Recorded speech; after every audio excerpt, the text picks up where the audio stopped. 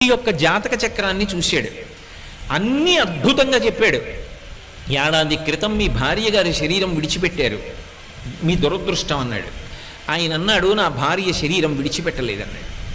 వెంటనే ఆ జ్యోతిష్కుడు అన్నాడు, మీ భార్య గారు శరీరం విడిచిపెట్టినంత ప్రమాదం జరిగిందా అన్నాడు. ఆయన కాసేపు ఆలోచించి జరిగిందన్నాడు. నువ్వు శివభక్తుడివా అని అడిగాడు. అవును, మేము ఇంట్లో శివారాధన చేస్తాం.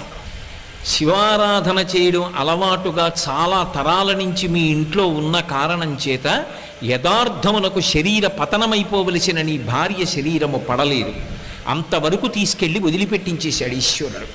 శివభక్తుడవు కనుక ఆయన అనుగ్రహము చేత గ్రహములు శాసింపబడ్డాయి, నీ భార్య బ్రతికిందన్నాడు. నేను అక్కడే ఉన్నాను. నిజంగా నేను ఆశ్చర్యపోయాను. ఎందుకంటే అతని జీవితంలో ఆ సమయంలో జరిగినదే అతని భార్య వెళ్ళిపోవలసిన స్థితే నాకు తెలుసు.